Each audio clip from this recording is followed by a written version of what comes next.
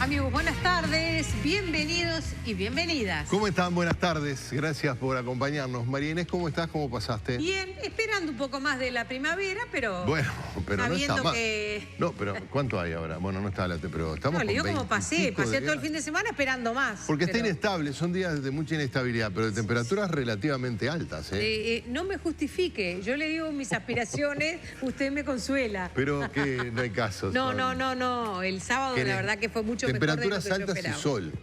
Exacto. ¿Qué más? Sin viento, que es primavera sin viento también. Bueno, no estaría mal.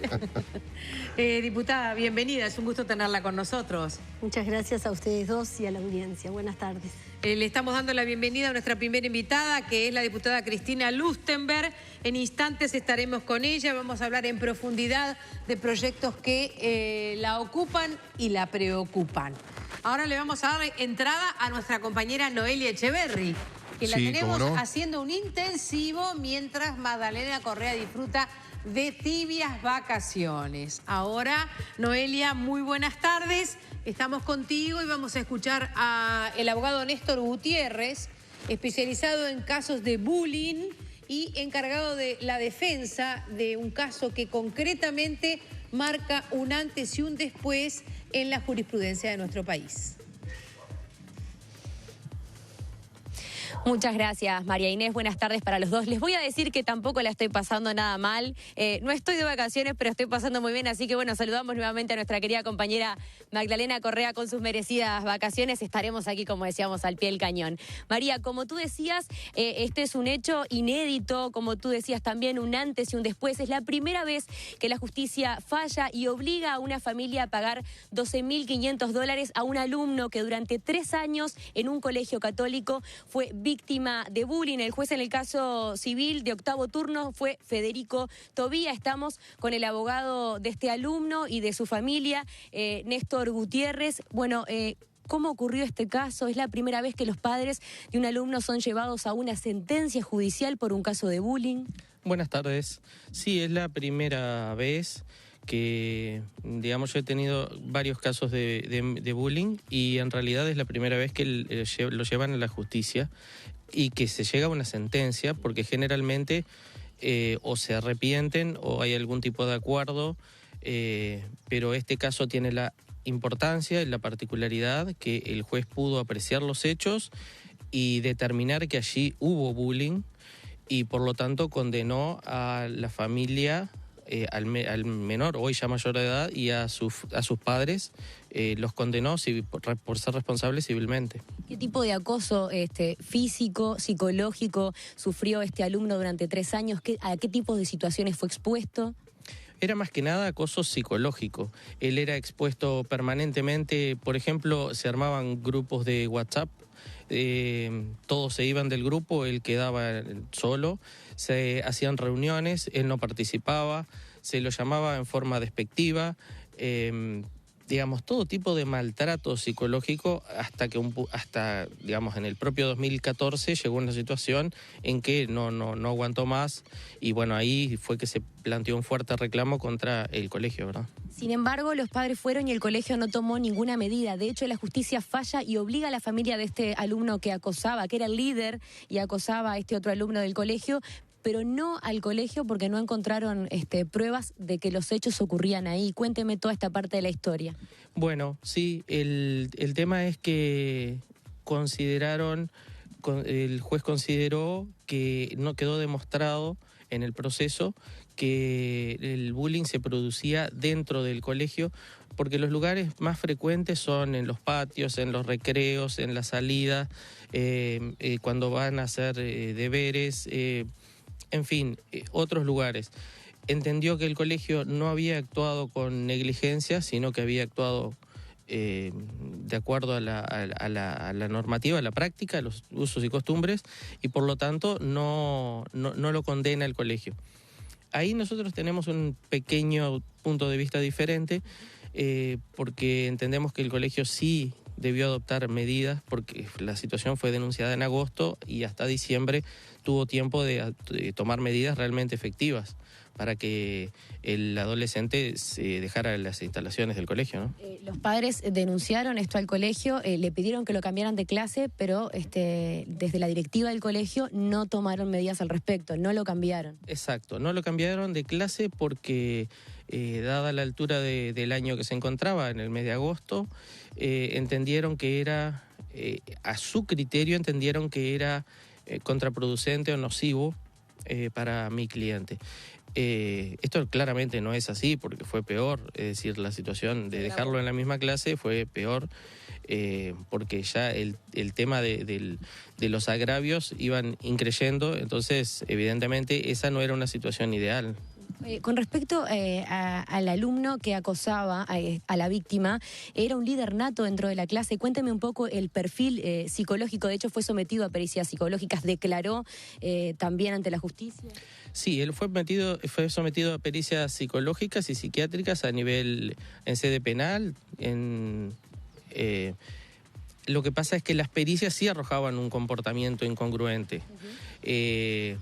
Pero a los ojos de todo el mundo, esto suele suceder con, capaz suena un poco fuerte, pero suele suceder con los psicópatas.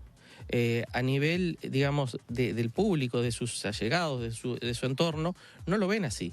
Lo ven como un líder nato, como tú decís, lo ven como alguien que es el ejemplo a seguir,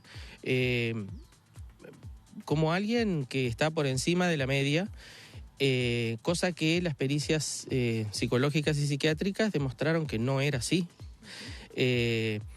Y respecto de mi cliente, demostraron que era consistente en sus relatos, que era una persona coherente en ese sentido y que no presentaba ningún rasgo, ¿no? ¿Cómo está hoy la víctima y a qué tipo de terapia fue sometido?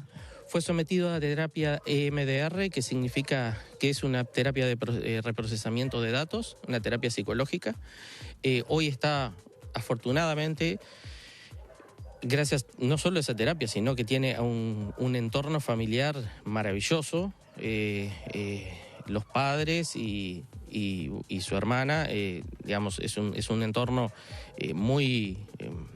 realmente muy bueno y se ha recuperado bien, pero tomó mucho tiempo, ¿no? Gutiérrez, muchísimas gracias por estos minutos. Como decíamos al principio de la nota, es un día histórico, una noticia histórica en lo que tiene que ver con el bullying. Recordemos que no está tipificado como delito, pero sí el juez Federico Tobía determinó que esta familia del alumno que acosaba, que ejercía bullying sobre otro alumno, tiene que pagar $12.500 por un daño moral y por un estrés postraumático generado por el bullying. Nosotros volvemos con ustedes, María y Gerardo. Muchas gracias, Noelia. La verdad que uno empieza a leer detalles de este caso y ojalá que los mismos sean compartidos con ustedes, porque seguramente puede funcionar como piedra de toque para evitar conductas similares en otros jóvenes que han soportado lo que este nombre ficticio de este alumno que trasciende como Felipe supo soportar. Hasta aguantó algunos actos obscenos que en esta nota no se prefieren mencionar, y finalmente todo terminó saliendo a la luz pública cuando debieron compartir con el líder hostigador las tareas de inglés de segundo de liceo, en la que, bueno, en esa circunstancia fue tan traumática que el adolescente acosado salió corriendo hacia el trabajo de su madre y contó todo. Confesó el infierno que lo carcomía por dentro, según palabras textuales. Y bueno, aunque esta reacción parezca obvia y necesaria, la psicóloga Silvana Giaquero explica que no siempre el hostigado toma conciencia de lo que está sucediendo y mucho menos pide ayuda. Esta es una situación entonces que demoró 4 años en visibilizarse. Tiempo de la justicia y de tomar los recaudos a la hora justamente de la prevención. Gracias a nuestra compañera desde el móvil, y ahora, como ya lo hicimos, adelantamos la bienvenida a nuestra invitada, diputada del Frente Amplio, fundadora del sector PAR. PAR como el que se enfrenta al impar. Participar, articular y redoblar. Son las 3 palabras de las que ha armado su sigla. Bienvenida. Muchas gracias a ustedes. ¿Cuánto tiene el par de vida? El par de vida tiene desde el 1 de junio hasta acá. Somos un para sector... una pediatra no hay problema. Exacto. Es pequeñito, pero para una pediatra... Es pequeñito, pero para nosotros es lo más importante, cuidar desde pequeñitos, así que estamos yendo a casas de familia, hablar con frente amplistas de que hoy son independientes o están un poco desencantados o están buscando propuestas dentro del Frente Amplio para seguir aportando. Estamos yendo a comité, más de las tareas parlamentarias, que es la responsabilidad constitucional que tenemos. Pero bueno, estamos juntando, hay como 800, hay jóvenes, hay muchas mujeres, porque como tú decías, el término es participar, articular, redoblar, pero también tiene una connotación de ir a la par de los problemas de la gente, ir a una paridad en cada una de las áreas donde las mujeres queremos igualdad de oportunidades. Así que bueno, estamos construyendo, aportando ideas. Nuestros equipos han trabajado mucho en la construcción del programa de la fuerza política para ofrecerle a la ciudadanía democráticamente la posibilidad de reelegirnos hacia un cuarto gobierno, pero proponiendo ideas concretas para dar un salto cualitativo como país. Usted ha tenido altas responsabilidades en estos años, ha llegado a ser inclusive viceministra de Salud Pública. Uno de los planes que se ha convertido en insignia de este gobierno con el tratamiento de la primera infancia comenzó monitoreado en el departamento de Canelones a instancias de una propuesta suya. Luego se maximizó a nivel nacional. Pero repasando declaraciones suyas, también hace una suerte, no sé si de mea culpa o de posicionamiento con enclave en realidad informativa, y dice: venimos aumentando el gasto social, pero el mayor déficit sigue estando en la primera infancia. Y agrega: seguimos en deuda con los niños, cuando es la mejor inversión que puede hacer el país. Es así, Marinés, como tú decías, es la mejor inversión que puede hacer un país.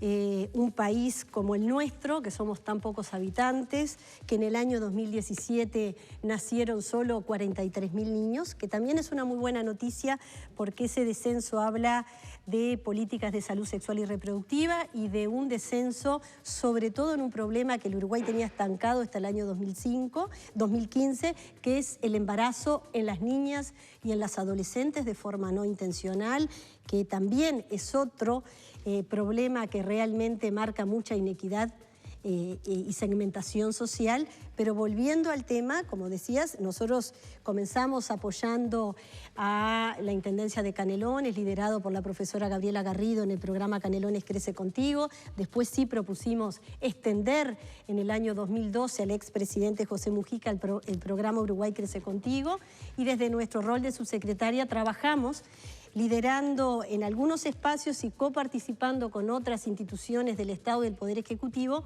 políticas que tengan que ver con infancia y adolescencia.